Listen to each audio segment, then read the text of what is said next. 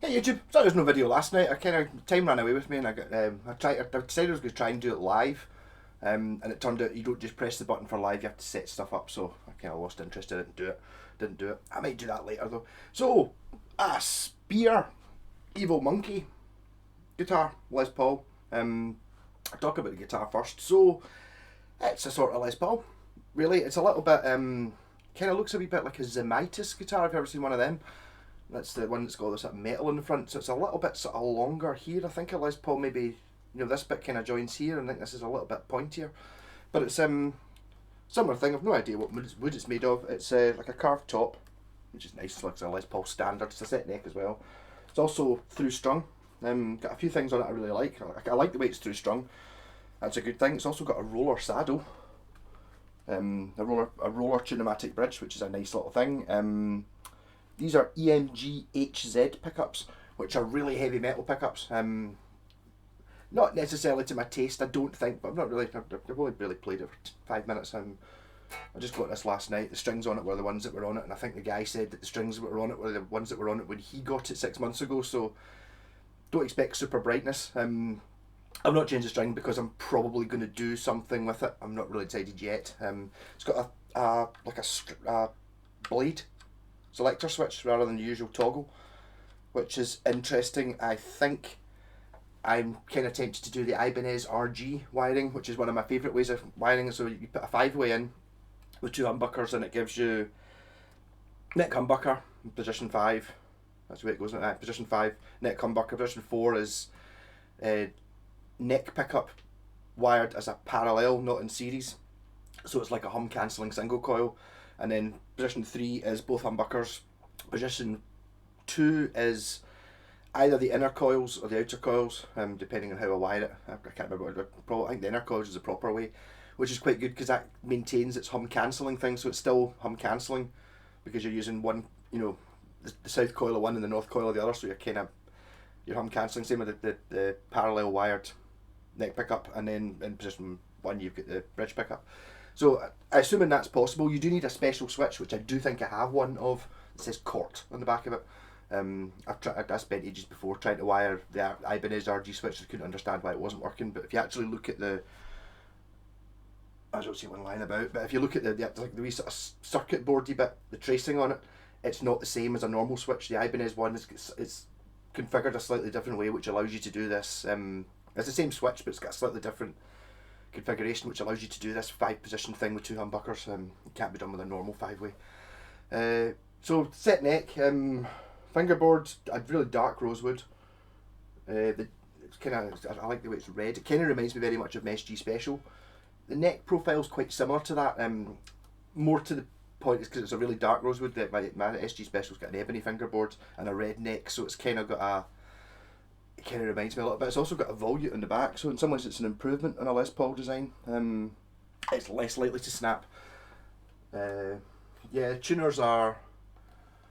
Oh no, they are branded. They're branded Spear. Sort of decent looking tuners. Quite a fancy sort of Klingon blade type mother of pearl thing going on there. And interesting shapes.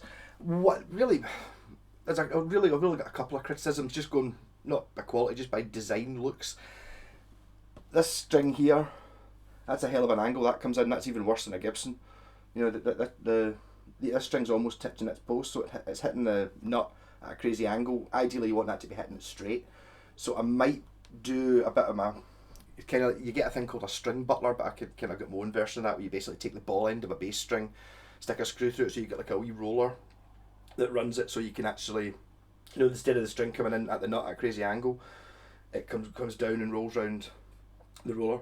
It's kind of a bit weird the way they've left that on. This is obviously a looks thing, a purely aesthetic thing to make it look like it's got a cool headstock, because it's quite a cool shaped headstock. It's just not super practical. But it's kind of weird the way they've got this pure crazy angle here, which is not saying it's definitely going to cause tuning issues, but it's not going to help anything. Getting things stuck. You need to have the nut cut really well to get away with this. The same with all Gibsons, but they've got a roller saddle, so it's like there's going to be an awful lot more. It'd be an awful lot less tuning problems if you didn't have the roller saddle, but you had a straight string pull. So I might alter that. I don't know, and I'm not super keen on the big graphic. really. Yeah, so make some noise with it. In clean, these are really high power pickups, so it kind of doesn't really want to be clean. So you notice I've got that was a t-shirt I was wearing, and then I put on this guitar, and suddenly the guitar just disappeared into the t-shirt. So I've, fashion statement, wear a different coloured t-shirt to the guitar you're playing. One of the reasons why I don't think it's kind of kept going. I'm never keen on black t-shirts because you could never see black guitars because a lot of the t-shirts I had before I started getting the rainbow coloured ones was when you're looking at yourself in the mirror like playing the guitar, you can't actually enjoy seeing the guitar because it just melts into your black t-shirt, because most band t-shirts and stuff are black. So as I said, really old strings, clean, wee laney, no pedals. Actually it sounds pretty good for it. So high output, both pickups.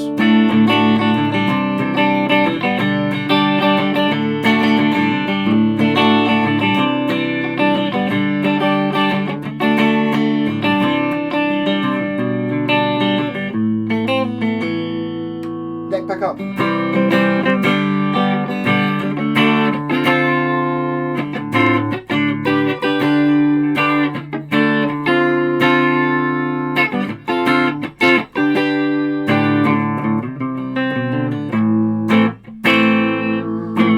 And I'll put on my Joyous Dream pedal, or US Dream, or Joyo US Dream.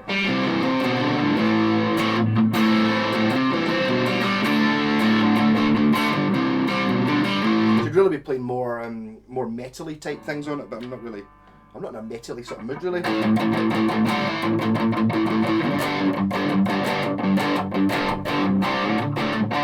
That's maybe not up as loud as it should be. Where's the rat pedal so loud?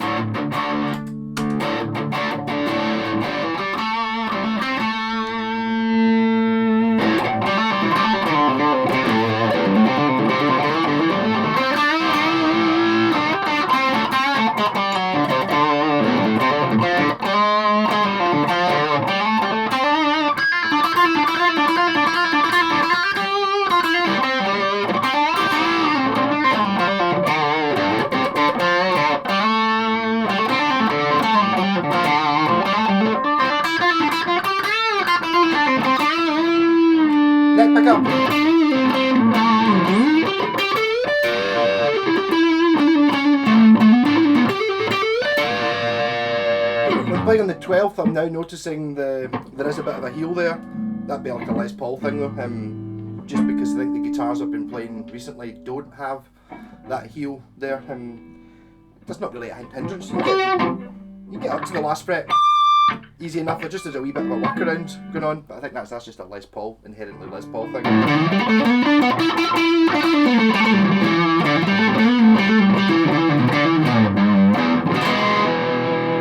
Quite a heavy guitar.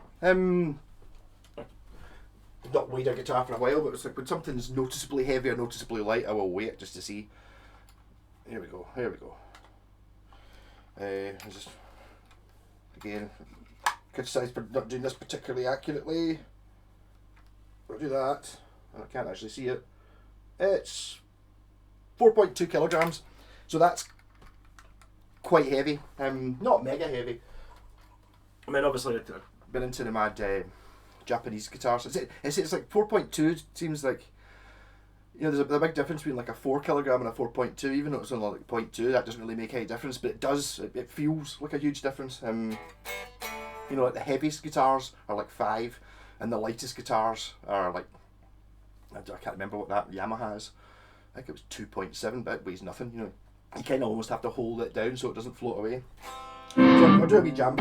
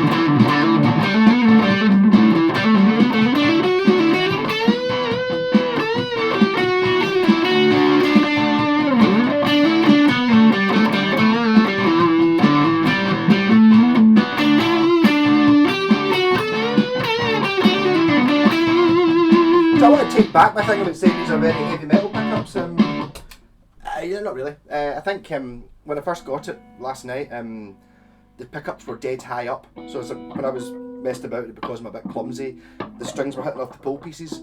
And I think just because the pickups were so high up, that was what was making me thinking it sounded really heavy metal-y. It's not really. It's kind of maybe a little bit more modern sounding than normal with the EMG pickups. Not a huge difference. Obviously that's going to be different when I put actual strings on it. These ones are pretty dead.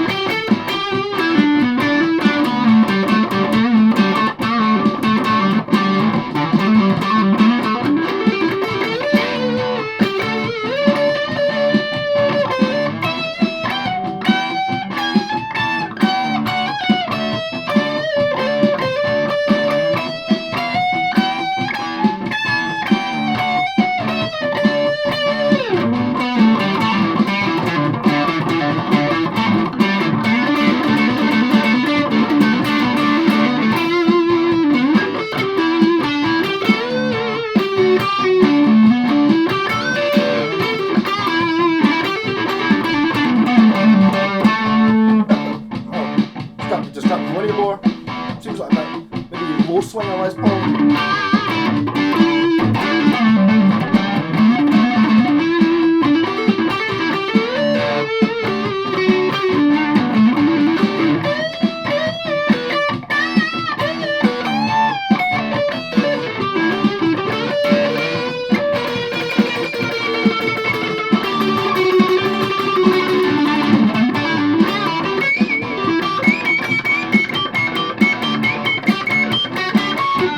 Really good British harmonics.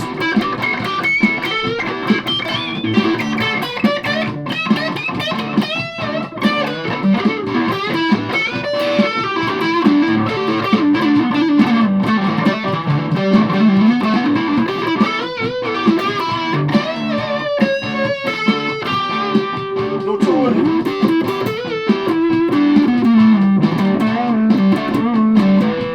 Plus pedal.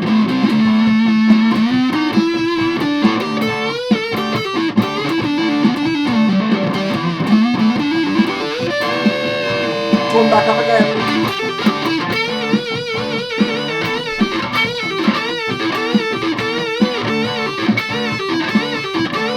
Gradually.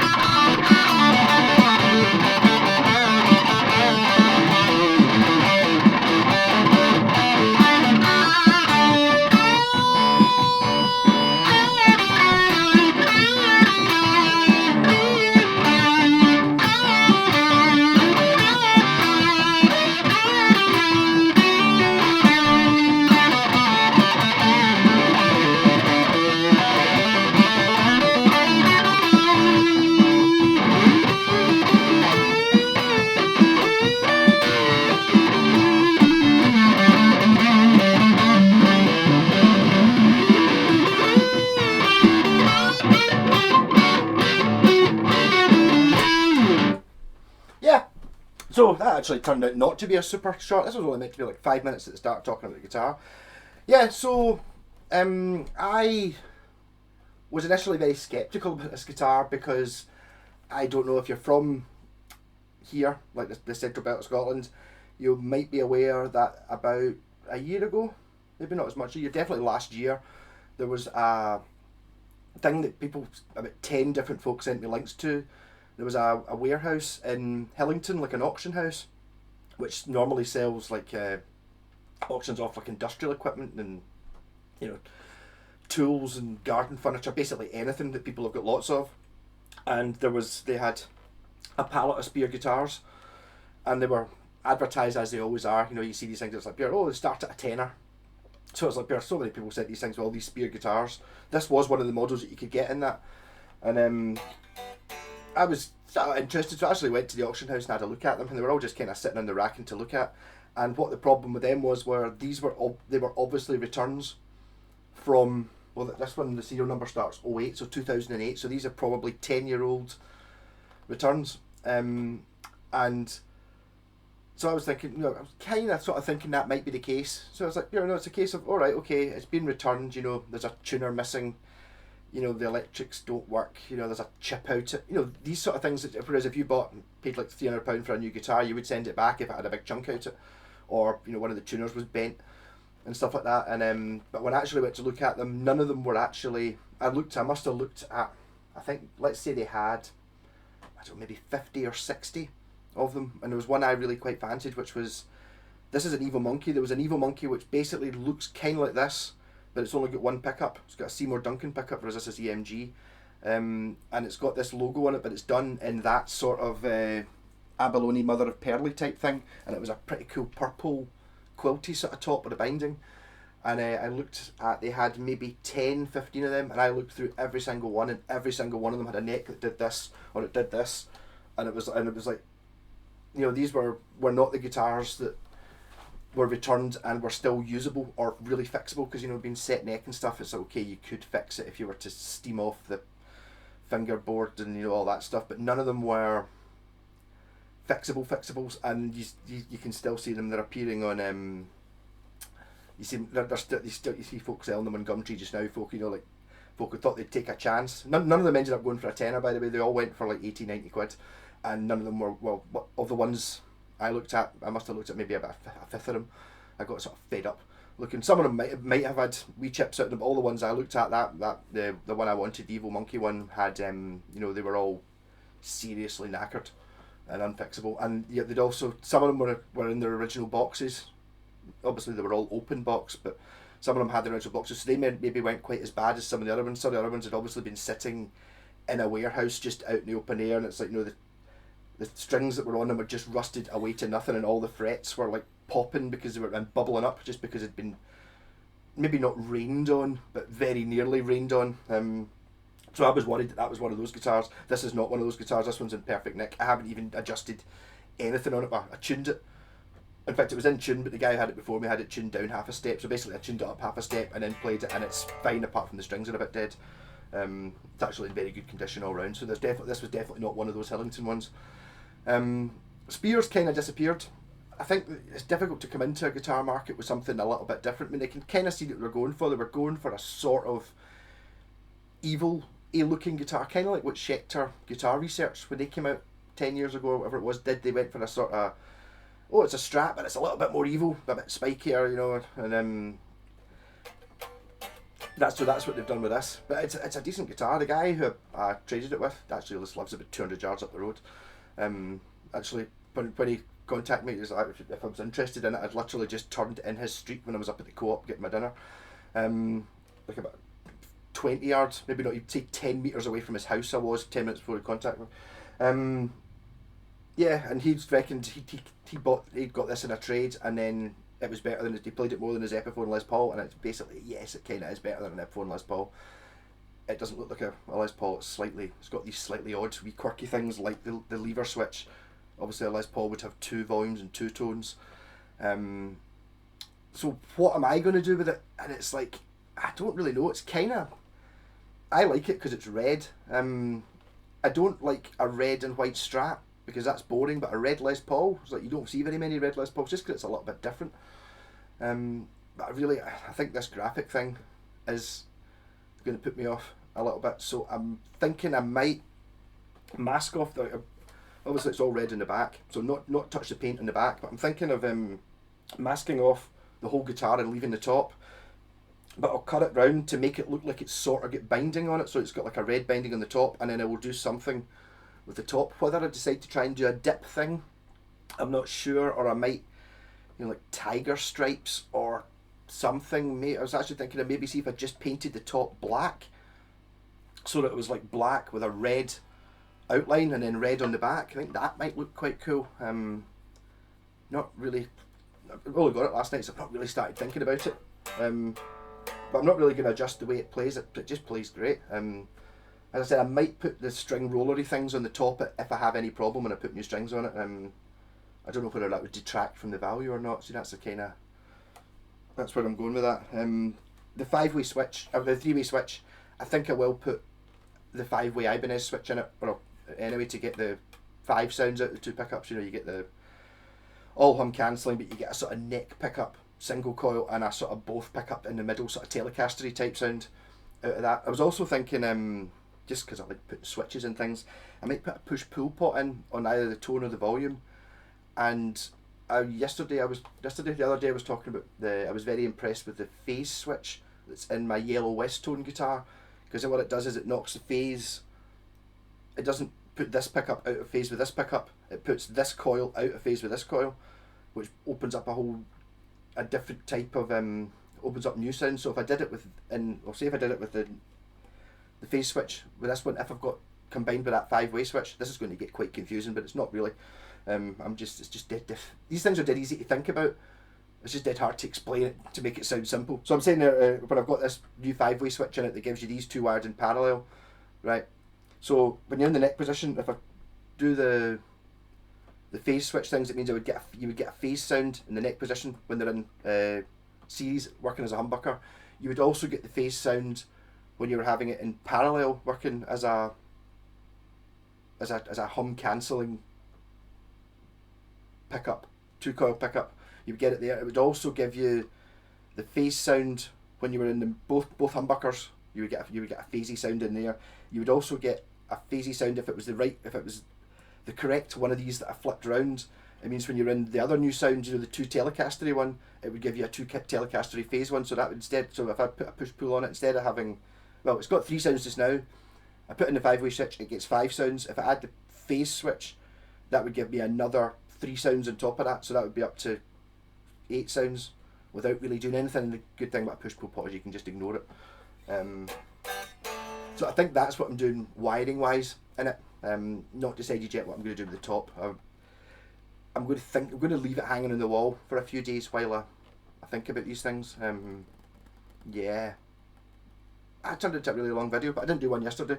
I had my lovely guy around yesterday, David and his pal, talking a long time. I fixed up a telly for him here at the start of lockdown, and that was him finally getting round to pick it up. Wasn't bothered about it because he'd be paid in advance anyway, so it's like, well, another guitar sitting in a pile in the living room doesn't really make any difference to me. I couldn't even remember what it was I'd done to it. So he's like, this plays much better, and it's like, yeah, I probably set it up. And he's like, up here, he pulled out the push-pull pot, and he's like, I probably put the push-pull pot in it, but I just can't remember. I go through too many guitars. I also got a Mindlet Civ to start with. And he wanted me to show his pal Phil, and I wasn't exactly sure where it was, so I did dig it out. So here's Phil. See, it says Phil on it. Just it's one of those ones that's really mad. I really like this guitar. One of my few guitars that it's getting kept, but it's not a vintage Japanese one.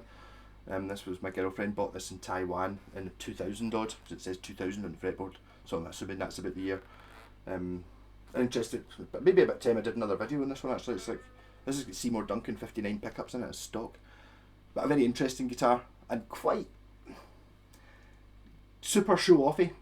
Kind of, it's like my pal Dava last night was talking about PRSs, and I don't really like PRSs, and then this was actually sitting next to me saying I don't have any PRSs, and it's kind of sort of more like a PRS look or design than anything else, I think. Sort of. Yeah, so that's an interesting one. So I will get round to that. Also, I see the telly's turned off. I was asked again about the Mad Malco t-shirts. They're on the way. See if you go to... They're not yet I can't really recommend you go to this site yet because I've just ordered one last night, so I don't know how long it will take to come. I'll do like an unboxing and review of the t-shirt when it does come. But if you go to zazzle.co.uk and look up Mad Malco guitars, or it might just be the shop's just called Mad Malco, there is a t-shirt. That's what Pal Dava helped me design, or helped me put this. It's not exactly this font, but it's 99% there. You can buy Mad Malco t-shirts in there for like, you can buy them anywhere in the world. So there is a thing that says, I think there's maybe always because I bought one last night and it was like, oh, special 40% off for October if you type in this code, and then today it says, oh, special 30% off with your Mega Monday thing. So I think there's maybe always a kind of some sort of deal on. If you look, if you just look at the page a bit closer, you'll see there's some sort of discount code. But as I said, so if you're really keen, if you've got this far into the video, you're really keen, you can try one just now, or wait until, for I think it was it 10 days it said before I get one of them. These ones here I made up in China when I was in China, and I've no idea how my girlfriend did that. I've no idea how she did it. So there's not all the colours available, but there's a few colours, like an orange and a blue. There's not a pink. There's not the shocking pink one, which is probably my favourite one. But I was thinking, like, rather than me making the t-shirts up myself and then having to try and post them out and all that, and then I've got to worry about what size do I get them made and all these things. By doing it that way, I don't really have to do anything, and I get like, I think it's about a £5 I get for every t-shirt. So if you're dead keen, you can try one of these, and maybe you'll get it first. I don't know. I'm sure they'll be alright. Zazzle, lots of people use Zazzle. They're fine. I actually did try another t-shirt company, which I will talk about when I do the other one. Teespring. I got one, but they didn't have the same amount of options to put your own logo on, so it kind of, the text isn't right, and I was like, I really wasn't that impressed with it. So I'm probably just going to close that one down. You know, it's like I went for just the simple thing on both of them just to see which one turned out better. So we don't know yet. So rock on, half an hour, yay! Catch you later.